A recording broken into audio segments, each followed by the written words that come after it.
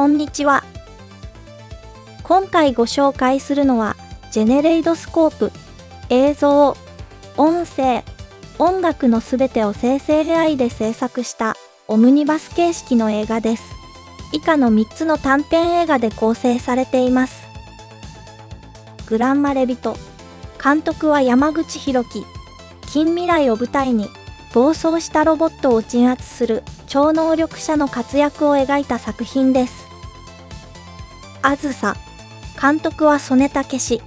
主人公が2つの世界を行き来するミュージカル風の作品です。モンキーズ・オデッセイ、監督は足立弘隆。無人島に漂着した船乗りが島にいる猿に知恵をつけさせて故郷への帰還を目指す作品です。ここからは本作の感想になります。全編を生成 AI で制作したとのことで、どれくらいのクオリティなのか気になって見に行きました。使用された AI ツールについては、映像面ではミッドジャーニー、ランウェイ、クリング、音楽はスノ、音声は11ラボなどといった具合に、様々なツールを使って制作しているようです。正直な感想としては、映像面は綺麗だと思いましたが、映画として成立させるにはまだ課題が多いなと感じました。映像的にはグランマレビト及びモンキーズ・オデッセイが実写風、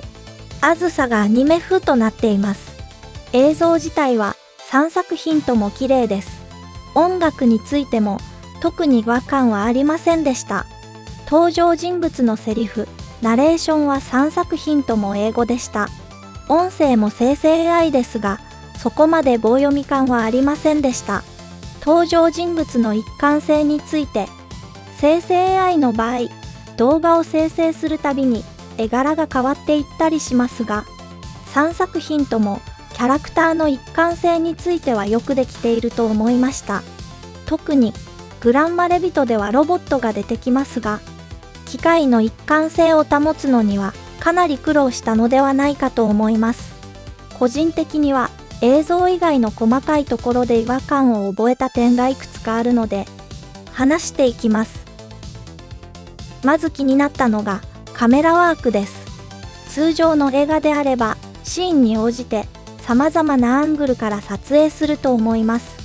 本作の場合は遠くから景色を映すショットはあまり違和感がありませんが、キャラクターに関しては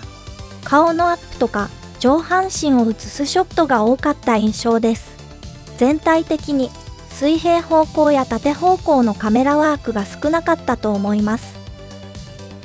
次に気になったのがキャラクターの表情や身振り手振りです。人間同士が会話するときは直立不動のまま話すのではなく、顔や体を少し動かしたり、身振り手振りを交えて会話すると思います。